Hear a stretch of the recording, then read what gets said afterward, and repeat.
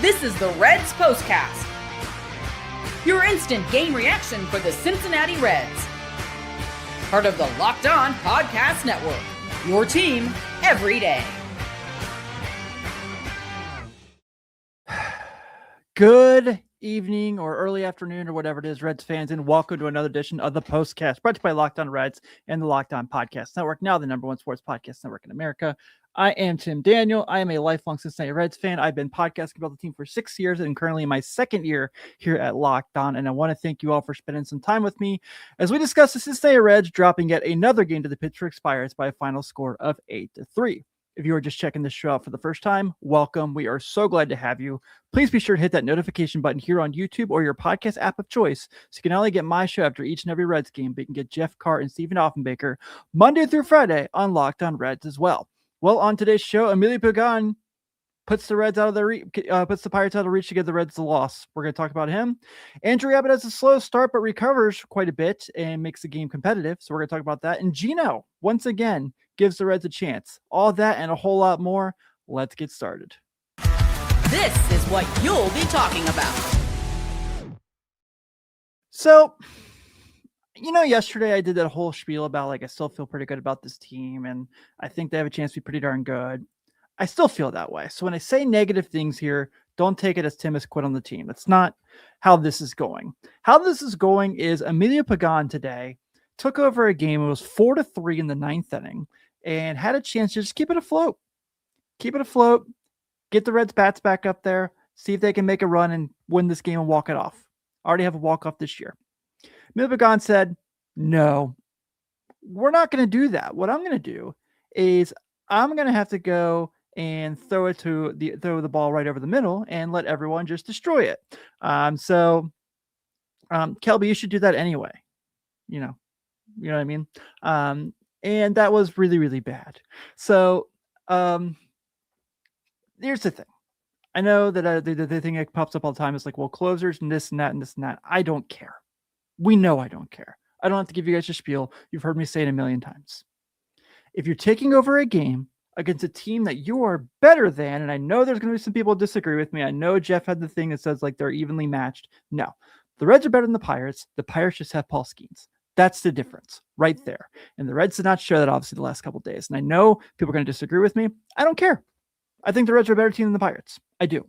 I think that the Pirates got better, but I don't think that they're better than the Reds. And the last couple of days, they were significantly better than the Reds. And there were little things. There were really these little things.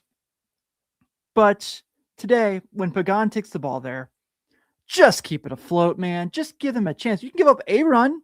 Yeah, it's still a little harder, but we can still go out there and do a thing. And then Brian Reynolds hits one to the moon. And then just kind of puts the game way out for the Pirates, puts them at a 99.3 win probability.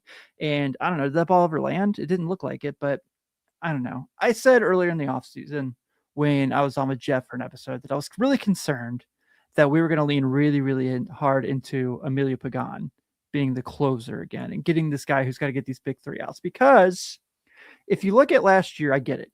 His numbers look really good last year. They were really promising, and there's but as my boy Matt Wilkes tweeted today, since he's been in the league, no reliever has given up more home runs than Emilio Pagan, who's given up 87. And we all talk about this Noelvi Marte amazing catch in the year last year. It was great, right? I was there. Emilio Pagan was pitching to Brian Reynolds in that moment, and if Noelvi Marte doesn't make the catch of the year, we're talking about 88. So I haven't been super high on Emilio Pagan getting the most important three outs. I haven't really been huge on him. I think he's a good pitcher. I think he's fine, but there's something about, I just felt like this, the fickleness of relief pitching rolling over this year. I didn't feel good about it. I hope I'm wrong. I hope this is just wouldn't you know, it's the sixth game of the year, and I'm going to give him the benefit of the doubt to say maybe that is just what it is. But this is a game where the Reds could have won this one. I think they should have won this one. Andrew Abbott is a bad first inning. We'll get to him in the next segment. And then other than that, the Reds really had every chance to win this game. So if you look at it, the runners in scoring position issue wasn't too bad today. Granted, they didn't have many. They were 1 for 3. They left 5 on base. They lose by 5 runs. And, Pagan has that moment there where he's just But other than that, Tony Santillan looked good. Probably his best performance of the year so far. Graham Ashcraft, I thought looked really, really good. Connor Phillips, you kind of suspect that with him just because his stuff can be a little wild.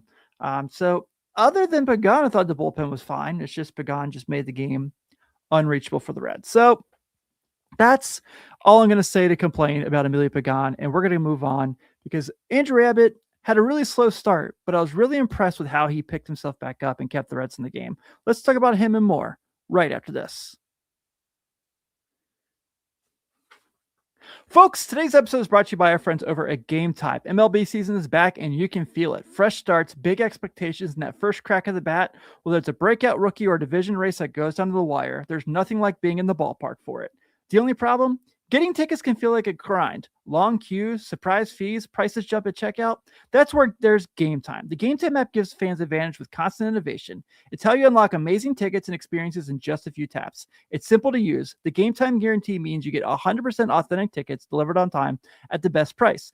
And here's the best part. Fees are included in the price you see. So what you see is what you pay. Period. The seat feature view is huge. I can see the panoramic view from my exact seat before I buy. I also love zone deals. I'm a guy who I just like angles. I like the snow. I like sections. I'm really fond on sun moon deck. I'm really fond on first base line. So I really like zone deals. Zone deals let me pick the section and save even more when Game Time selects the seats. 2 taps and it's done. No stress, no hidden feeds, just great seats and minutes. That's what makes it so easy to decide last minute to hit a game. Take the guesswork out of buying MLB tickets with Game Time. Download the Game Time app, create an account, and use code LOCKEDON for $20 off your first purchase. Terms do apply. Again, create an account and redeem code LOCKEDON for $20 off. Download the Game Time app today. You know, our everydayers, I love you all very much. I appreciate you guys coming and hanging out. I love that I'm here with you guys every single day, and you guys spend your days on good and bad with me. I'm very grateful. Why don't we include that and spend some more time together in the Locked On Everydayer Club? Go to lockedonreds.supercast.com, and if you use the promo code FINALLY, you get your first month for free. I'm in there each and every day chatting. Jeff and Steve are in there. We give you ad-free episodes. It's a lot of fun. So why don't you come and hang out with us and join the Locked On chat, because we'd love to have you. All right, let's go ahead and get to tonight's Turning Point. Time to reveal where the game was won or lost. It's the Turning Point. O'Neal Cruz puts the Pirates up 3-0, and they don't give up the lead from there. Though the Reds do make it interesting. So in that first inning was Andrew Abbott, and he was coming off opening day, and he was really a guy that people had been really excited about. Obviously had a really awesome day against the Red Sox, like I mentioned, and then comes out the gut and struggles early. Gives up 3 runs in the first inning. You see kind of like, oh man, you obviously know Paul Skenes is on the hill for the other side, and you don't ever like to see the home runs given up that early in the game, especially spotting Paul Skenes a 3-run lead before he even takes the hill. Now, what did he do with that? Settled into a groove and redeemed himself. I thought pitched really, really well. He, left with 3 earned runs, and then Connor Phillips has an inherited run that he brings in, and that's kind of the game there. So that's what was kind of the bummer.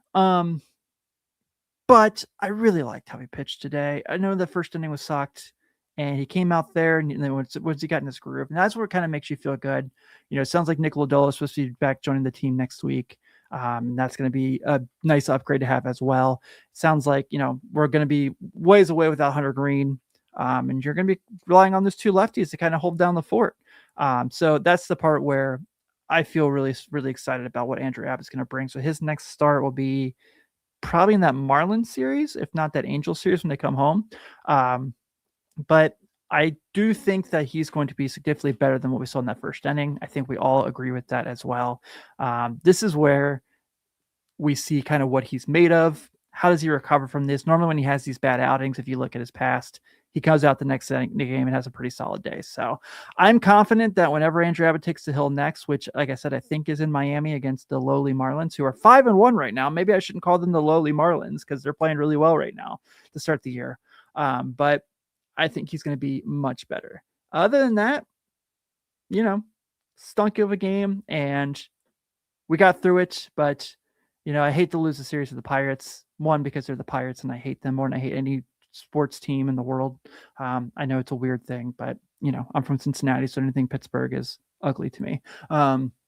And I really like I I thought the offense was all right today. 5 hits, you'd like to see more of that, but some things we can go through there as well, which we'll get to the next sections, particularly our guy doing his thing. Did you guys miss Geno bombs? Because I did too. All right, folks, this episode is also brought to you by our friends over at TurboTax. It's tax time, but for a lot of us, the other way of doing taxes is a lot. Trying to book an appointment that's not the most convenient, sitting in a waiting room with a stack of papers, emailing back and forth, wondering if they really get your situation. But this year, you're getting a major upgrade. Intuit TurboTax now has in-person locations nationwide. You can meet face-to-face with a real tax expert, and your documents get uploaded straight to your TurboTax app on the spot. And just like that, you're done. Your TurboTax expert works to get you every dollar you deserve. While you get real-time notifications as you go about your day, it's the relief of walking in and meeting a real person and walking out knowing your taxes are being handled right. Head to turbotax.com/logo to find a store near you and book your appointment. Well, guys, we have an off day tomorrow, and I think that's a nice thing. We can kind of take a breather. We can decompress from these 2 Pirates games where they gave up 16 runs in 2 days to the Pirates.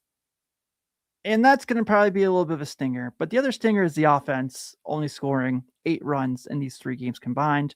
But one guy at least put a couple of them on the board for us, our locked on player of the game. This is the Locked On Player of the Game. Eugenio Suarez has a pinch hit 2-run homer to bring in him and Sal Stewart, make it a 4-3 game. And this is where I feel like I'm really excited about this team. Now, Suarez doing that, it's why you brought him in. We talked about this on Sunday after the home run against the Red Sox. That's what he does. That's why he's here. You can deal with everything else. You can deal with the strikeouts if you're getting the homers. And so far, the Reds have 2 really big ones from him. He's brought his OPS up to 728. I have a feeling that's going to be up pretty sky high as we go through the year. So I want to give a big shout out to Eugenio Suarez for coming through in that situation. Also want to shout out Nathaniel Lowe, his first hit with the Reds. Breaks the Reds scoreless streak against Paul Skenes at 31,000 innings. Oh, I'm sorry, just 31. As he knocks in Ellie De La Cruz from second. So that was a nice debut for Nathaniel Lowe there. He goes 1 for 2 today with that RBI. And then, of course, Suarez comes in and hits the pitch to homer.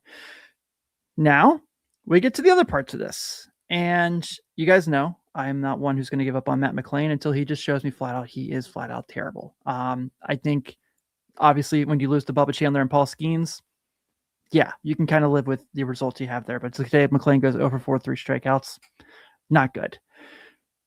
TJ Friedl again. OPS is at 350. Does have 2 walks, so I can't be too upset there. But I think when I come in here and I talk about Friedl, I think people seem to think I don't like him. That's not the case. My issues is I don't think he needs to be your leadoff hitter. I don't think he needs to be your center fielder right now, to be honest. I think Myers obviously has shown that he can be the center fielder for the time being. I don't think Dan Myers is Andrew Jones by any means, but I think he can certainly be someone who can hold you over while you figure that out.